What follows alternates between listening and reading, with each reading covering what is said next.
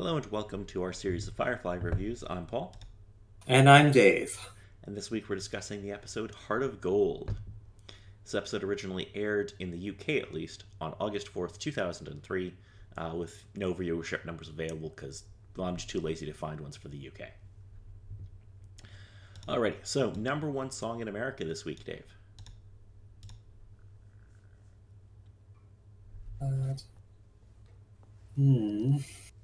I don't think it has changed too much from last time, was it? Or It has not changed. It is still Crazy in Love by Beyonce featuring Jay-Z.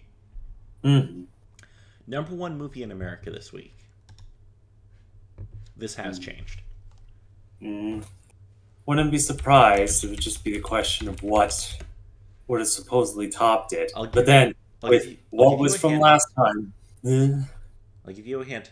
We've reviewed the first movie of this series.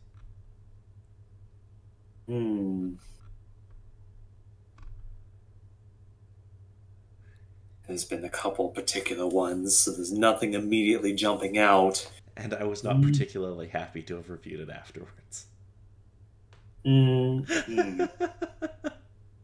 then, of course, you also don't like a multitude of specific things. I mean, so it's this still is true. The air. Yeah, no particular guesses in my mind. It is American Wedding. It's the third American Pie movie. I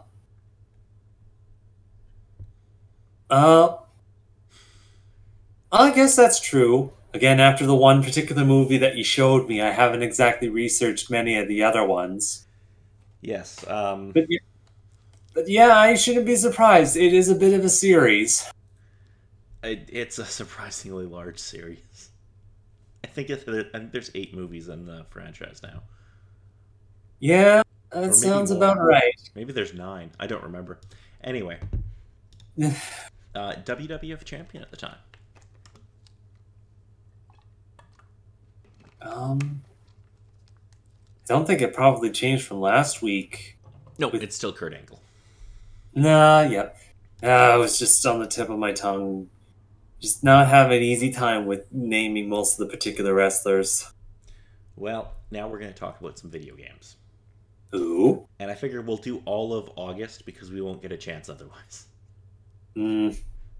So, big releases for August 2003, according to Wikipedia, because I know. So, August 5th, Silent Hill 3. Ooh. Which I don't think is one of the better reviewed ones, but maybe I'm wrong. Oh no, it's got like pretty strong reviews. I'm just trying to remember if that was the room-specific one or if it was the daughter that one was more based on. Player takes control of Heather, a teenager who awakens from a nightmare in a shopping mall. Okay. Yeah, no, with that one, I do know of it. Nothing that I've specifically played, though. Apparently, there's a Futurama game on the PS2 and Xbox that came out on the 12th. Interesting. It's a 3D platformer. I've never even heard of it. No, I wouldn't be surprised. I'm thinking I might be confusing it with the Simpsons game that came out several years later, most likely. But I wouldn't be surprised with Futurama getting a game out there. No, it makes sense for like the timeline and everything, but I'm just a little surprised. The next day, August 13th, was Virtua Fighter 4 Evolution on the PS2. Ah, yes. Virtua Fighter. August 25th was F-Zero GX. Derp. And that was yes. The fantastic, amazing game that everyone and their grandma would most likely like. Of course, the vocal minority of everyone that talks about it. Okay. Why have we not got another one of these F-Zero games? Because that was the last one, wasn't it? Like, pretty much. That was the last one. It's kind of an interesting mix of there wasn't supposedly enough interest within the series at the time of its release that any sort of publisher would be like, man, we need to get more of these games out there. And kind of Nintendo's weird idea that anytime that they want to make a game within a series, there has has to be something that's different within the series. They can't specifically change anything aside from one of their super huge big series. Yeah, because there hasn't been one since 2004. They released a couple of like handheld ones, but nothing since then. That's annoying. And especially with this one, this is something that everyone and their grandma has been craving for kind of a multitude of reasons. But the two that I can specifically think of is just the speed of the game and how incredibly difficult it can be. Yeah, I remember the game being like punishingly difficult, but like not in an unfair way. True, if you actually paid attention and knew what you were doing and could handle the speed you were going at, you could do just fine. Yeah, it wasn't like it never felt unfair when you like fucked up. It was always like, damn, I should have seen that coming. Mm. Also, on August 27th and 28th, because the PS2 and Xbox versions came out a day earlier for some unknown reason, Buffy the Vampire Slayer Chaos Bleeds. Oh man, it's the Buffy games. I had to bring that up because it's a Buffy game. Of course you did. And there was one Whether other... or not you've actually succeeded in getting one of those particular Buffy games, I remember you mentioning, but I haven't heard much. I own the Xbox One, I just don't own an Xbox, and I don't have Chaos Bleeds yet. I have to pick it up one of these days. There's one other major release in August that year, on the 27th as well. There's this little game that came out on the PS2, Xbox, and GameCube called Soul Calibur 2. Oh man, this whole Calibur. Soul Calibur 2. Okay. Yes. First off, I'm not a big fighting game fan. I'll be the first to admit that. Soul Calibur 2, though, is good. Also because each console got their own like exclusive character, which is pretty cool. So very true. If I remember correctly, Xbox's was Spawn. Yeah. The PlayStation 2 got, I believe his name is Hayachi from the Tekken series. And then, of course, GameCube with Nintendo, they got Link. Yes, yeah. Yeah. But I also think it was kind of a case of, this is around the time that we were in middle school, heading into high school. No, more middle school, Yeah. Elementary, kind of around that time. Middle school, yeah. And most everyone was kind of gravitated to a lot of those particular games, and they stuck within the collections. And those were kind of the specific fighter style or multiplayer games that we had and played with. Yeah, no, I remember playing that game a ton. Like a lot. Anyway, that is it for major games released that month. I mean, part of me is just like, oh, let's just go into next month because, like, there's a bunch of cool stuff there. But alas, we will not do that.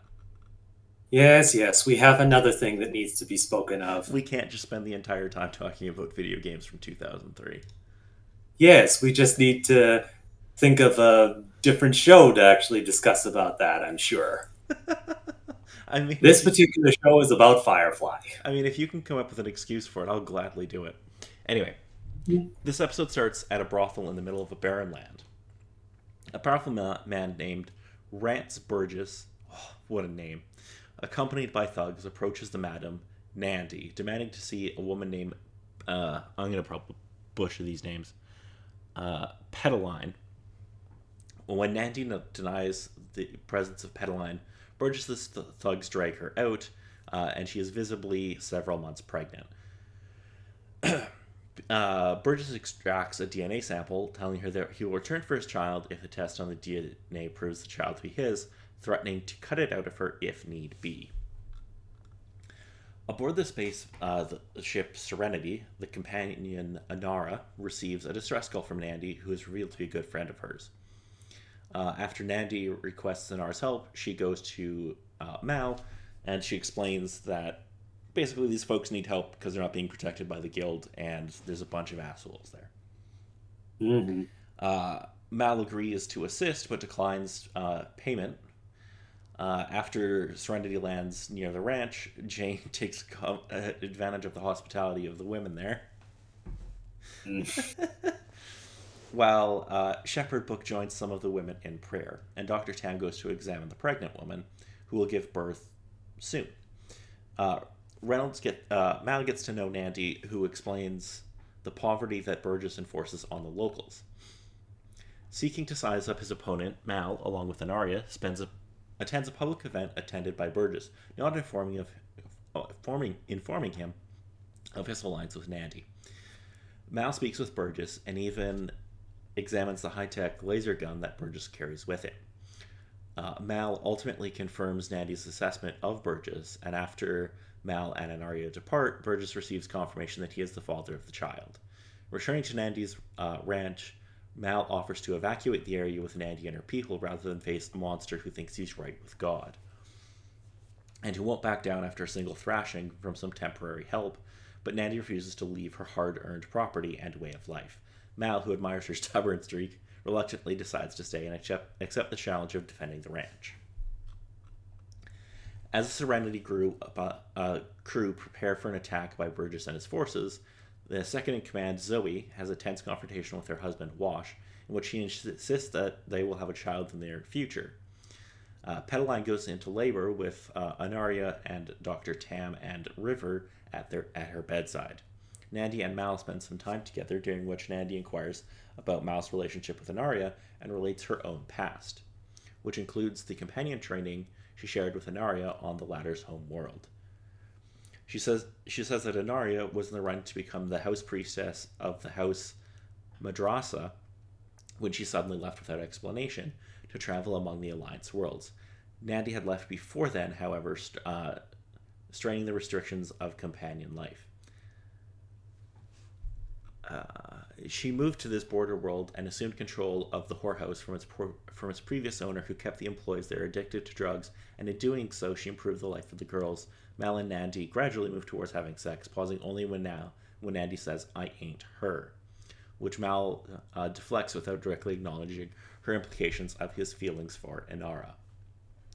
Back in town, one of Nandy's girls, Chari, reports to Burgess on Mal's preparations, after which Burgess rallies his men, proclaiming the women's ordained place as submissive servants to the men. The next morning, Mal tries to explain his night with Nandy to Anario, but Anario calmly tells him there's no reason to be embarrassed about his sex life, and also thanks him for comforting her friend. Nonetheless, Anaria subsequently sobs deeply in private, and Nandy realizes that there was more to Anaria's feelings than she had let on. Burgess's men attack the ranch, and a battle ensues, with the Serenity crew joining forces with the ranch's residents to fend off Burgess and his forces. On board the Serenity, Wash and the mechanic Kaylee trap some of Burgess's men who invaded the ship. Wash realizes that in doing so, he himself has been cut off from the bridge, preventing him from responding to Mal's call to join the battle. As Petaline gives birth, Chari lets Burgess inside. He quickly storms into Petaline's room, taking her newborn son. When Nandy tries to foil a kidnapping, Burgess fatally shoots her in her abdomen. He is pursued, however, by Mal, who captures him and drags him back to the ranch, where Petaline, holding her son, whom she has named Jonah, executes. She executes Burgess, not her kid. I realized that was worded really badly. Yeah, be careful with your wording with that. She does not shoot the newborn in the head. Anyway, Petaline tells the remaining thugs to leave and orders the traitorous Chari to go with them, as she no longer has a place there. Following a funeral for Nandy and the rest of the fallen, Serenity departs. Back on the ship, Anaria reiterates her gratitude that Mal was able to comfort Nandy on what turned out to be her last night, but Mal can only regret his failure to save her. As Mal tries to broach the subject of his and Anaria's unacknowledged feelings towards each other, Anaria muses about how Nandy created a family and how that kind of shared strength and love makes people never want to break away. She informs him that she will be leaving Serenity. Mm-hmm. Dun, dun, dun. So what'd you think of this episode, Dave? On whole, just as the entire episode of a whole, it was good for its story, the protecting the fortress sort of style, and all the basis within the story. The specific subject matter within the story gives me the bit of the grossies, just with male dominance and Yeah, there's control with that sort of thing, just in case, ugh. yeah, Not the greatest sort of thing.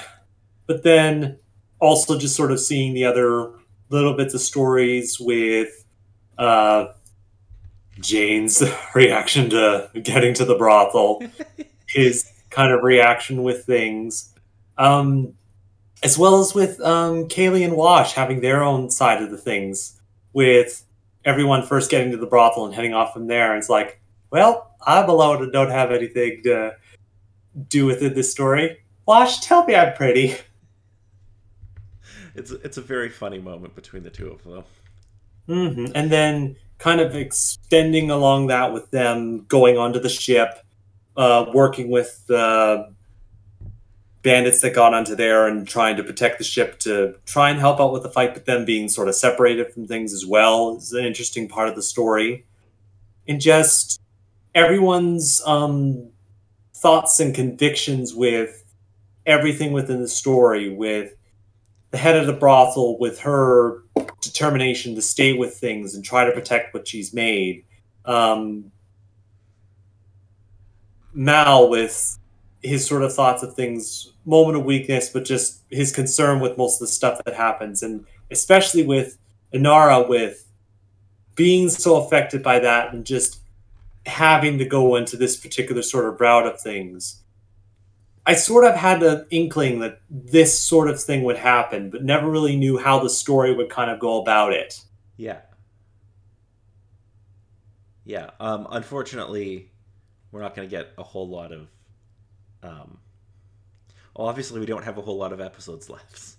Yeah, no. We have one episode after this, and then the movie. But yeah, they're definitely setting things up here for a longer term story.